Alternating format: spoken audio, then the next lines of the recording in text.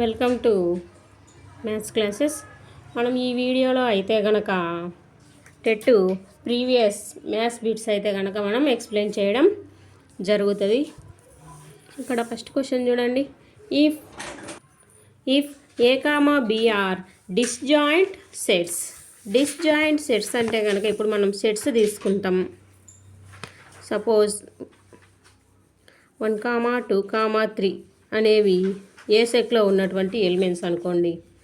B సెట్లో అయితే కనుక మనం 4, 5, 6 ఉన్నాయనుకోండి. ఈ రెండు కూడా డిఫరెంట్ సెట్స్ అనమాట. అంటే ఒక సెట్లో ఉన్నటువంటి ఎలిమెంట్స్ అనేవి ఇంకొక సెట్లో ఉండవు, డిఫరెంట్గా ఉన్నాయి. అంటే ఏ ఇంటర్సెక్షన్ బి. ఇంటర్సెక్షన్ అంటే ఏంటి? కామన్ ఎలిమెంట్స్కు మనం యూజ్ చేస్తాం అనమాట. ఇక్కడ కామన్గా ఏమైనా ఉన్నాయా? ఒకే ఎలిమెంట్ రెండు సెట్లలో ఉందా? లేదు కదా, కామన్ ఎలిమెంట్ అనేది లేదు. పై ఏ యూనియన్ బి. రెండు సెట్లలో మనకు యూనియన్ అంటే ఏంటి? కలిపి రాస్తాం. ఎలిమెంట్స్ రిపీట్ అవ్వకుండా, అంటే ఒకసారి రాసినటువంటి ఎలిమెంట్ మళ్ళీ రాయకుండా ఓన్లీ వన్ టైమే నోట్ చేసుకుంటూ కామాస్ పెట్టుకుంటూ నోట్ చేయాలి సెట్ అన్న తర్వాత. యూనియన్ చూడండి, 1, 2, 3, 4, 5, 6 ఫర్ ఎగ్జాంపుల్గా చెప్తున్నాం.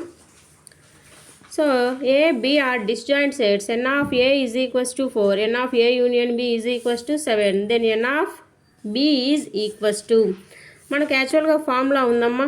డిస్జాయింట్ సెట్స్ అయినప్పుడు ఫార్ములా ఏంటి అంటే కనుక n of a union b is equals to n of a plus n of b. n అంటే ఏంటంటే కనుక ఏ యూనియన్ బిలో మనకు ఎన్ని ఎలిమెంట్స్ ఉన్నాయి అని. ఇది ఫర్ ఎగ్జాంపుల్ కోసం చెప్పాను. యూనియన్ బి మనకు వచ్చేసి ఎన్ని? 7. ఎన్ ఆఫ్ ఏ సెట్లో ఎన్ని ఎలిమెంట్స్ ఉన్నాయి? 4. ఎన్ ఆఫ్ బిలో వచ్చేసి మనకు లేవు కాబట్టి ఎన్ ఆఫ్ బి ఏమవుతుంది? 7 - 4. ఎన్ ఆఫ్ బిలో మనకు 3 ఎలిమెంట్స్ ఉంటాయి. ఓకేనా? 3. ఇది ఒక స్టెప్లోనే చేసేయచ్చు, కానీ ఎక్స్ప్లెనేషన్ కోసం డీటెయిల్గా చెప్పడం జరుగుతుందన్నమాట. అర్థమైందా ఈ ప్రాబ్లం? డిస్జాయింట్ సెట్స్ అంటే ఏంటి, వాటికి కామన్ ఎలిమెంట్స్ ఉంటాయా ఉండవా, మనకు ఎన్ ఆఫ్ ఏ ఇచ్చినప్పుడు ఎన్ ఆఫ్ బి ఎలా కనుక్కోవాలి, లేదా రెండు ఇచ్చినప్పుడు ఎన్ ఆఫ్ ఏ యూనియన్ బి ఎలా ఫైండ్ అవుట్ చేయాలి అంటే కనుక డిస్జాయింట్ సెట్స్కి మనం ఈ ఫార్ములాను యూస్ చేస్తాం. Next second problem. If 2 log x plus 3 is equals to log 81. చూడండమ్మా, 2 log x plus 3 is equals to log 81 ఎలా రాసుకోవచ్చు? 9 స్క్వేర్గా రాయొచ్చు కదా. లాగ్స్లో స్క్వేర్ ఉంటే కనుక మనకు ముందుకు వస్తుంది 2 log 9. సైడ్ ఏముంది? 2 log x plus 3. Log same కదా, కాబట్టి x plus 3 is equals to 9 రాయొచ్చు. x value is 9 - 3. 9 - 3 అంటే కనుక మనకి x వాల్యూ ఎంత వస్తుంది? 6. Okay. Next question. If the area of square is. మనకు స్క్వేర్ యొక్క ఏరియా ఇచ్చారు 4489 సెంటీమీటర్ స్క్వేర్. స్క్వేర్ ఇచ్చారు, స్క్వేర్ యొక్క ఏరియా ఇచ్చారు, సైడ్ అనేది మనకు తెలియదు. Area of A square formula ఏంటి? సైడ్ ఇంటూ సైడ్ కదా, X into X. X square is equals to 4489. స్క్వేర్లో మనకు 4 సైడ్స్ కూడా ఈక్వల్గా ఉంటాయి. ఇక్కడ మనం ఎక్స్ వాల్యూ ఫైండ్ అవుట్ చేయాలి. ఇలా వచ్చినప్పుడు మనం దీనికి ఫ్యాక్టరైజేషన్ కనుక్కొనైనా ఫైండ్ అవుట్ చేయొచ్చు, లేదా అలా కుదరదు ఇచ్చినటువంటి ఆప్షన్స్ను కూడా వెరిఫై చేసుకోవచ్చు అనమాట. ఇక్కడ చూడండి 43 ఉంది. 4 4 16 అంటే ఇక్కడ 1600 సంథింగ్ రావడానికి, లేదా 1700 సంథింగ్ రావడానికి ఛాన్స్ ఉంది. ఇక్కడ 900, 1100, 1200 ఈ రేంజ్లో వస్తుంది అనమాట. 57 చూడండి, ఇక్కడ 2500, 3000 లోపు వస్తుంది. 67 6 6 36 కాబట్టి ఇది 4489కు వచ్చే అవకాశం ఉంది. చెక్ చేద్దాం చూడండి. 7 7s are 49, 7 6s are 42 plus 4 46, 6 7s are 42, 6 6 are 36 plus 4 40, 9 8 4 4. Okay.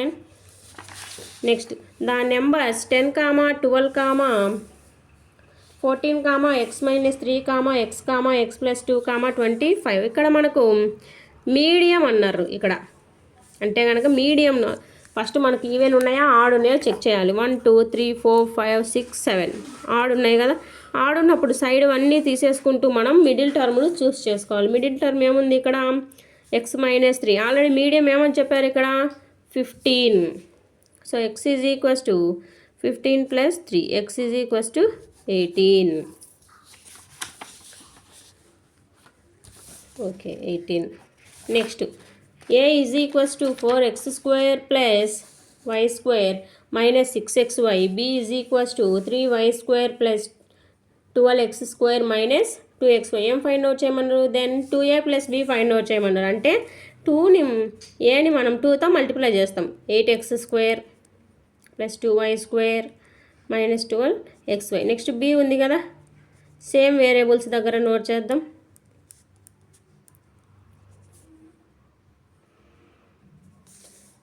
చూడండి 20x square plus 5y square minus 14xy.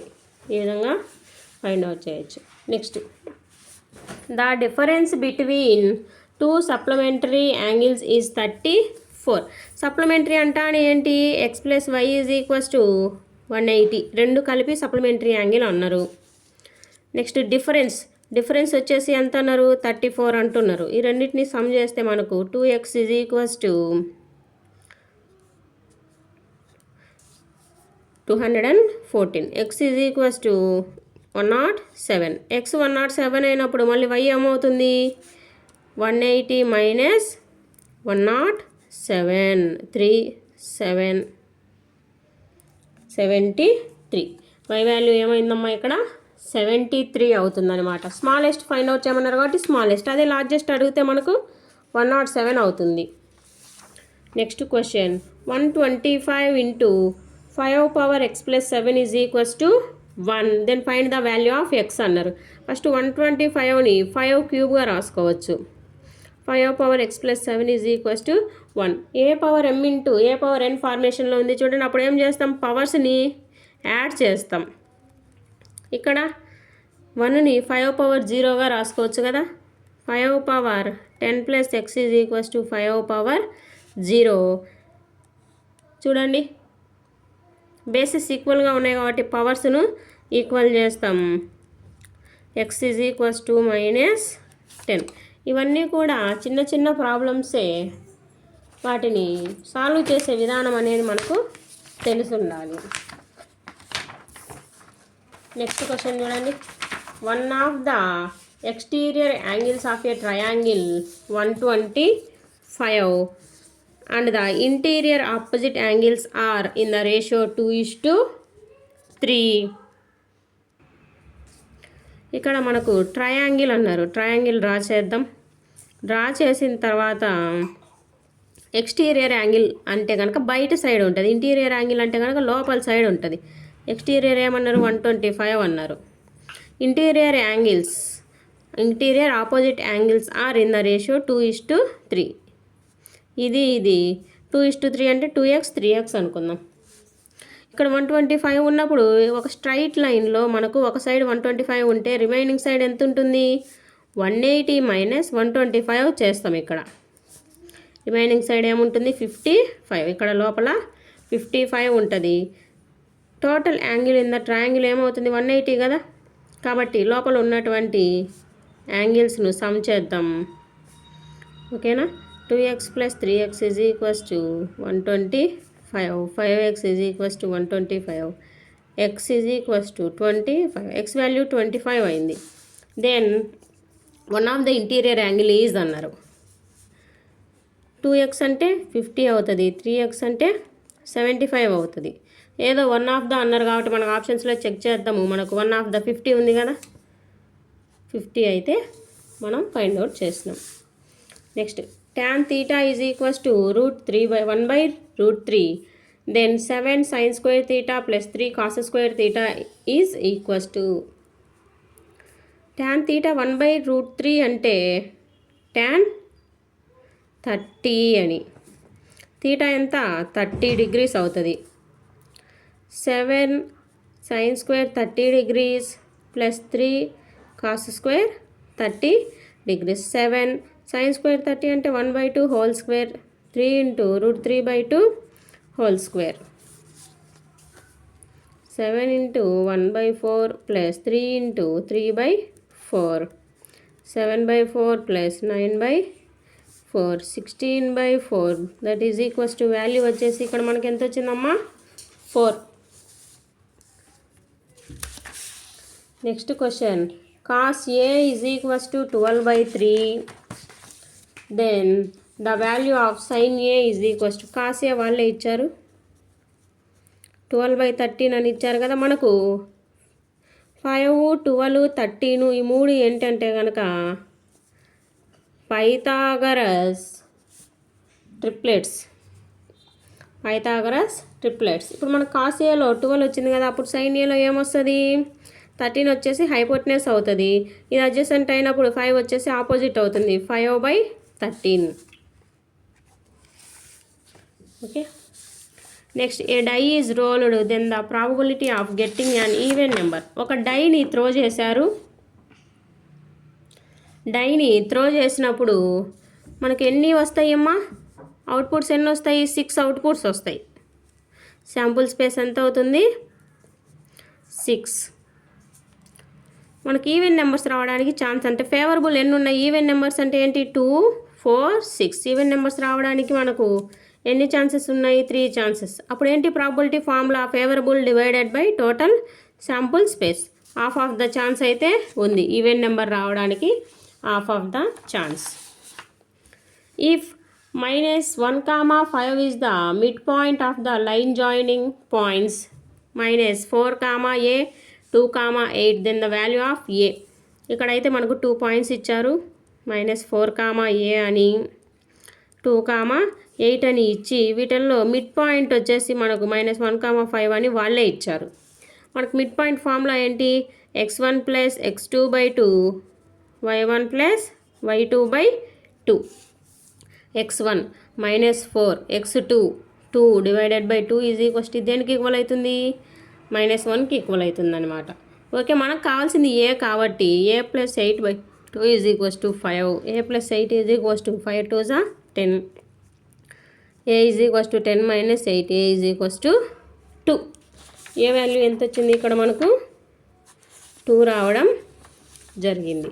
Next చూడండి the 3 angles of a quadratic are 60, 80, 120. then the fourth angle is మనకు క్వాడ్రిలేటరల్ అంటేనే మనకు 360 degrees అని అర్థం. 3 angles ఇచ్చారు. ఏంటివి ఇచ్చారు 60, 80, 120 ఇచ్చారు. ఫోర్త్ యాంగిల్ మనకు తెలియదు. ఓకే. 360 ఈజ్ ఈక్వల్స్ టు మనకు ఎంత అవుతుందమ్మా 140, 260. ఎక్స్ ఎంత అవుతుంది ఇక్కడ మనకు 100. ఫోర్త్ యాంగిల్ వచ్చేసి ఎంత 100. Any quadrilateral angle total angle is 360. Next question చూడండి ఏమి ఇచ్చారు ఇన్ జీపీ 8th టర్మ్ అన్నారు. అంటే AR⁴ is equals to 192. Then the common ratio is 2. అంటే R ప్లేస్లో మనకు 2 ఇచ్చారు. 2⁴ ఈజ్ ఈక్వల్స్ టు 192. దీన్ని ఎలా రాయొచ్చు 2 డివైడ్ చేద్దాం 2³ into 2⁴ is equals to 192. A into 8 into 16 is equals to 192. Cancel చేద్దాం చూడండమ్మా 16తో చేద్దాం. 16 1s 16 3 ఉంటుంది 16 2s మళ్ళీ 4తో 4 2s 4 3s. ఏ వాల్యూ ఏమవుతుంది ఇక్కడ మనకు 3/2. ఫార్ములాస్ తెలుసుంటే కనుక చాలా ఈజీగా చేయొచ్చు. Next A17 term of on AP is a extended by A 10th term by 7. అంటే ఏంటి A17 is equals to A10 + 7. ఎలా రాయొచ్చు 16D is equals to A + 9d plus 7a cancel అవుతుంది. 9 ఇటు సైడ్కి తీసుకొస్తే ఎంత 7d is equals to 7d. Common difference వచ్చేసి ఏమొచ్చింది 1. నెక్స్ట్ చూడండి discriminant of the quadratic equation. Discriminant find out చేయమంటారు. డిస్క్రిమినెంట్ అంటే ఏంటి? b² - 4ac ఫైండ్ అవుట్ చేయాలి. -4 whole square -4 into 2 into 3 16 - 4 2 8 8 3 24. Discriminant ఇక్కడ మనకి ఎంత వచ్చింది? <0 అంటే -8 వచ్చింది. Next LBH of A cuboid. మనకు క్యూబాయిడ్ అమ్మ, ఓకేనా? క్యూబాయిడ్లో LBH ఇలా ఈ వాల్యూస్ ఇచ్చారు. Find the total surface area. Formula ఏంటి? 2 of LB plus BH plus HL 2 into L into B. మనకి ఎంత వస్తుంది చూడండి 180, B into H 120, H into L 150. 2 into 180 plus 2 70 that is equals to 2 into 0 5 4 50. మనకు ఎంత వస్తుందమ్మా? 2తో మల్టిప్లై చేస్తే 900 వస్తుంది అనమాట. నెక్స్ట్ క్వశ్చన్ చూడండి. The GCD of 72 and 252 is 36. మనకు HCF అన్న GCD అన్న రెండు ఒకటే. HCFకు LCMకు మనకు ఫార్ములా ఉంది అనమాట. GCD into LCM is equals to ఆ నెంబర్స్ ఏవైతే వాటిని మల్టిప్లై చేసేది. ఇది ఫార్ములా. చూడండి DCD ఈ రెండింటికి మనకు మల్టిప్లై చేస్తే GCD ఎంత వచ్చింది? 36. LCM మనకు తెలియదు కాబట్టి X అనుకుంటాం. A అయితే 72, B అయితే 252.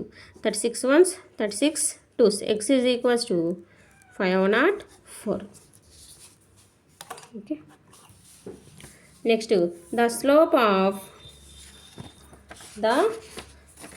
Of the line joining points 2, 5 and x, 3 is 2. Then the value of x is slope అంటున్నారు. స్లోప్ దేంతో డినోట్ చేస్తాం? m కదా. y2 - y1 divided by x2 - x1. Slope ఎంత? 2 అని చెప్పారు. y2 - y1 3 - 5 x2 - x1 x - 2 2 is equals to -2 divided by x - 2. రెండు కూడా cancel అయిపోతాయి. x - 2 is equals to -1. x is equals to 1. x is equals to 1. చూడండి 2 cancel అయిపోయినాయి. Multiply చేసినాం. -2 ఇటు సైడ్కి వస్తే +2 అయింది. x వాల్యూ వచ్చేసి మనకి ఎంత వచ్చింది? 1. ఓకే. ఇక్కడ ఈ క్వశ్చన్ చూడండి అమ్మా. a1x plus b1y plus c1 is equals to 0.